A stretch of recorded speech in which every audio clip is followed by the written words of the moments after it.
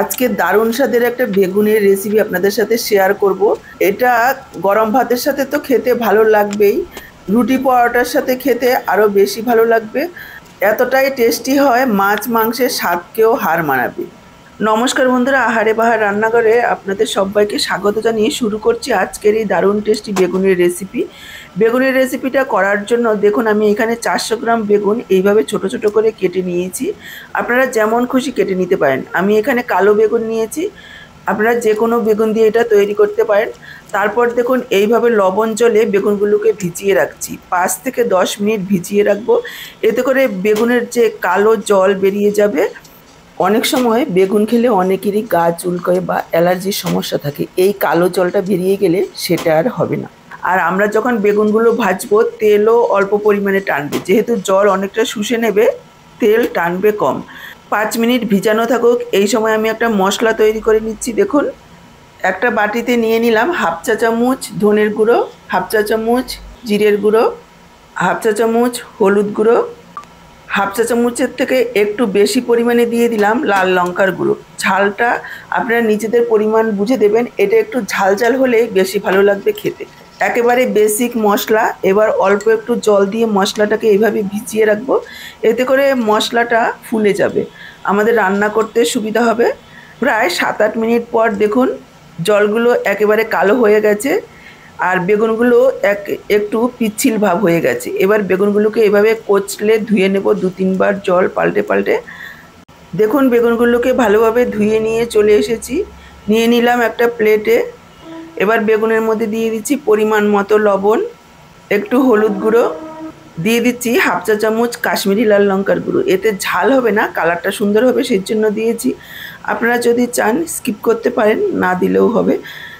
এবার বেগুনগুলোকে এইভাবে মেখে নেব। দর্শক বন্ধুরা, এখানে একটা কথা মনে করিয়ে দিতে চাই, আমার রান্নাটা দেখে যদি আজকে ভালো লাগছে, অবশ্যই একটা লাইক করে শেয়ার করে দেবেন। আর যদি এইরকমই ঘরোয়া দারুণ টেস্টি রেসিপিগুলোর নোটিফিকেশন পেতে চান, তাহলে অবশ্যই চ্যানেলটাকে সাবস্ক্রাইব করে সাথেই থাকবেন। ফেসবুক থেকে ভিডিওটা দেখে থাকলে আহারে বাহার রান্নাঘর পেজটাকে ফলো করার অনুরোধ রইল। বেগুনগুলোকে ভালোভাবে মশলা মেখে নিলাম, চলে এসেছি মূল রান্নায়। গ্যাস অন করে কড়াই বসিয়ে দিয়েছি, দিয়ে দিলাম সর্ষের তেল। তেলের পরিমাণটা আপনারা নিজেদের ইচ্ছে অনুযায়ী কম বেশি করে নিতে পারেন। আর আমি এখানে সর্ষের তেল দিয়েছি, এই রান্নাটা সর্ষের তেলেই বেশি ভালো লাগবে খেতে। তেল গরম হয়ে যাওয়ার পর বেগুনগুলো দিয়ে দিলাম, বেগুনগুলোকে ভেজে নেব। গ্যাসের ফ্লেমটাকে মিডিয়াম হাইতে রেখে এভাবে নাড়াচাড়া করে বেগুনগুলোকে ভেজে নেব একেবারে লালচে হওয়া পর্যন্ত। যেই রকম আমরা বেগুন ভাজা খাই, ঠিক সেভাবেই বেগুনগুলোকে ভেজে নেব। বেগুনগুলো প্রায় হাফ ভাজা হওয়ার পর আমি এখানে যোগ করে দিলাম পেঁয়াজ। পেঁয়াজগুলোকে দেখুন, এভাবে পাপড়িগুলোকে একটু বড় বড় করে কেটেছি। এবার বেগুনের সাথে ভেজে নেব। এইভাবে হাফ ভাজা হওয়ার পর পেঁয়াজগুলো দিলে পেঁয়াজগুলো খুব বেশি ভাজা হবে না, একটু ক্রাঞ্চিনেস থাকবে আর বেগুনগুলো ভালোভাবে ভাজা হবে। এইভাবে ভাজলে রান্নার পর খেতে ভালো লাগবে। আমরা এখানে ঢাকা দেব না, এভাবে নাড়াচাড়া করে ভাজবো, তাহলে চারিদিকটা ভালোভাবে ভাজা হবে। দেখুন, পেঁয়াজগুলো হালকা ভাজা হয়ে গেছে আর বেগুনগুলো ভালোভাবে ভাজা হয়েছে। এবার বেগুন পেঁয়াজগুলো তুলে নিলাম। বেগুন পেঁয়াজ তুলে নিয়ে আরও 2 চামচ তেল দিয়ে দিলাম। তেলের মধ্যে দিয়ে দিলাম হাফ চা চামচ গোটা জিরে আর দিয়ে দিলাম রসুন কুচি। এখানে প্রায় 8-10টা রসুন কুচি এইভাবে একটু বড় বড় করে কুচি করে দিয়েছি। দেখুন, প্রায় 1 মিনিট মতো রসুনগুলোকে লালচে করে ভেজে নিয়েছি।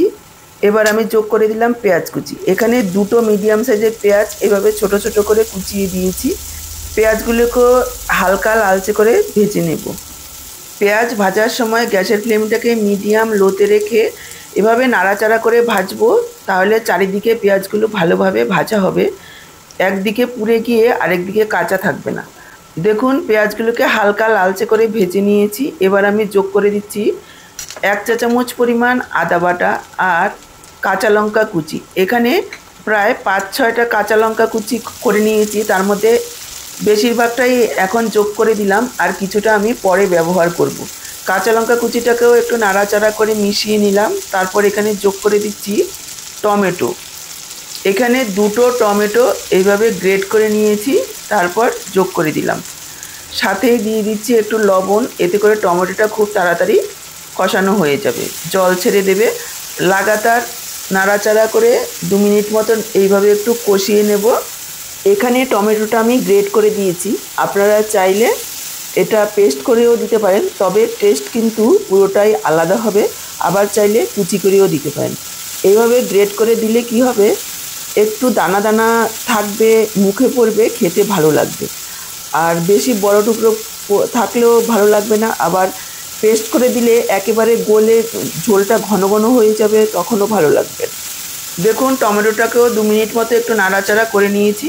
এবার আমি যোগ করে দিলাম ভিজিয়ে রাখা মশলাটাকে নাড়াচাড়া করে নিয়ে ঢেকে দেবো। আর ঢেকে ঢেকে প্রায় 4-5 মিনিট সময় নিয়ে একেবারে তেল ছেড়ে আসা পর্যন্ত মশলাটাকে কষিয়ে নিতে হবে। এখানেই মনোযোগ সহকারে মশলাটা কষাতে হবে। যত ভালো কষানো হবে ততই বেগুনের তরকারির টেস্টটা ভালো হবে।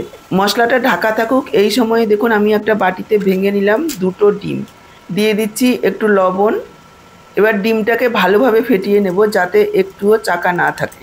ডিম ভালোভাবে ফেটিয়ে নিলে আমরা ডিম ভাজার যে টুকরোটা তৈরি করব সেটা খুব ভালোভাবে তৈরি হবে। এদিকে দেখুন সাইডে একটা ফ্রাইং প্যান বসিয়ে দিয়ে দিলাম 1 চা চামচ পরিমাণ সর্ষের তেল। তেল একটু ছড়িয়ে দিয়ে গরম হয়ে যাওয়ার পর দিয়ে দিলাম ফেটিয়ে রাখা ডিমটা। দেওয়ার সাথেই নাড়াচাড়া করব না, প্রায় 1 মিনিট মতন একটু অপেক্ষা করব, লো ফ্লেমে রাখবো। তারপর এইভাবে আস্তে আস্তে একটু সরিয়ে দেব, তাহলে উপর থেকে যে ডিমের জলটা রয়েছে সেটা এভাবে ছড়িয়ে যাবে। উপর থেকে জলটা এভাবে ছড়িয়ে গেলে ডিম ভাজাটা একেবারে পাতলা পাতলা হবে, এতে করে ডিমটা খুব ভালো ভাজা হবে। আর যদি খুব বেশি মোটা হয়ে যায় তাহলে ভেতরে কাঁচাও থেকে যেতে পারে, আর ডিমটা খুব সুন্দরভাবে ভাজা হবে। এভাবে একটু উল্টে দেব। এতে কি হবে, আমরা ডিমটাকে বড় বড় করে একটু ভাজা টুকরো করব। আর যদি সাথে সাথে ঘেটে দিই তাহলে একেবারে ঝুড়ো হয়ে গুঁড়ো গুঁড়ো হয়ে যাবে। এখন আমরা এইভাবে একটু বড় বড় করে টুকরো করে নেব, যেমন খুশি। আর যদি ডিমটা দেওয়ার সাথে সাথেই নাড়াচাড়া করি তাহলে গুঁড়ো গুঁড়ো হয়ে যাবে। আর এইভাবে যদি আমরা একটু লো ফ্লেমে ভাজি তাহলে ডিমটা ভাজাও ভালো হবে। এভাবে টুকরো করে নেওয়ার পর আরও কিছু সময় একটু ভাজা ভাজা করে নেব, যাতে ডিমের কোনো রকম গন্ধ না থাকে। ডিমটা ভাজা হয়ে গেছে।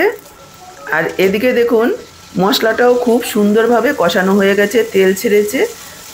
আরও 1-1.5 মিনিট এভাবে একটু নাড়াচাড়া করে মশলাটাকে ভাজা ভাজা করে নেব ঢাকা তুলে, এতে করে স্বাদ বাড়বে। আরও কিছুক্ষণ নাড়াচাড়া করে নিয়েছি। তারপর এখানে যোগ করে দিলাম ভেজে রাখা বেগুন আর পেঁয়াজ, মশলার সাথে মিশিয়ে নেব। এইভাবে স্টেপ বাই স্টেপ ফলো করে যদি রান্নাটা করা হয় খেতে কিন্তু ভীষণই ভালো হবে। বেগুনগুলোকে মিশিয়ে নেওয়ার পর দিয়ে দিলাম ভেজে রাখা ডিমগুলোকেও মিশিয়ে নেব। দর্শক বন্ধুরা, বেগুনের তো অনেক রকম রেসিপি খেয়েছেন, একবার এই রেসিপিটা খেয়ে দেখবেন। গরম গরম ভাতের সাথে তো ভালো লাগেই, রুটি পরোটার সাথে খেতে আরও বেশি ভালো লাগে। ডিমটাকে মিশিয়ে নেওয়ার পর এখানে আমি যোগ করে দিচ্ছি 1/2 চা চামচ গরম মশলার গুঁড়ো। গরম মশলার গুঁড়োটাকেও মিশিয়ে নেব। গ্যাসের ফ্লেমটাকে মিডিয়ামে রেখে এইভাবে স্টেপ বাই স্টেপ মেশাবো আর ভাজা ভাজা করে নেব। এইখানে কোনো রকম জল ব্যবহার করব না। আপনারা দেখেই বুঝতে পেরেছেন এখানে একটু লঙ্কার পরিমাণটা আমি বেশি পরিমাণেই দিয়েছি, কাঁচা লঙ্কা দিয়েছি, শুকনো লঙ্কা দিয়েছি। একটু ঝাল ঝাল হবে, খেতে হবে অসাধারণ। গরম মশলার গুঁড়োটাকে মিশিয়ে নেওয়ার পর ঢাকা দিয়ে লো ফ্লেমে দমে 4 থেকে 5 মিনিট রান্না করে নেব। দেখুন ঢাকা দিয়ে প্রায় 4-5 মিনিট রান্না করে নিয়েছি। এবার আমি যোগ করে দিলাম বাকি যে কাঁচা লঙ্কা কুচিটা ছিল সেটা, আর কিছুটা ধনেপাতা কুচি। আরও একবার সব কিছু একসঙ্গে মিশিয়ে নেব আর গ্যাসটাকে অফ করে ঢাকা দিয়ে রেখে দেব 5 মিনিট, যাতে করে সব কিছু খুব সুন্দরভাবে সেট হয়ে যায়। একেবারে তৈরি হয়ে গেল আমাদের ঝাল ঝাল বেগুনের শুকনো তরকারি। এতটাই টেস্টি হয়, মাছ মাংসের স্বাদকেও হার মানাবে। এইভাবে রান্না করলে ভাত হোক বা রুটি যা দিয়েই খাবেন ভীষণই ভালো লাগবে। 5 মিনিট পর দেখুন আমি সার্ভ করে দিচ্ছি। তাহলে আজকের পুরো ভিডিওটা দেখে কেমন লাগলো কমেন্ট বক্সে জানাতে ভুলবেন না। ভালো লাগলে অবশ্যই একটা লাইক করবেন, প্রচুর প্রচুর শেয়ার করবেন, আর আপনি নতুন হলে চ্যানেলটাকে সাবস্ক্রাইব করে সাথেই থাকবেন। আজকে এই পর্যন্ত, আবার দেখা হবে এরকমই নতুন দারুণ টেস্টি কোনো রেসিপির সাথে। সবাই ভালো থাকুন, সুস্থ থাকুন। আপনাদের সবার সুস্থতা কামনা করে এখানেই শেষ করছি।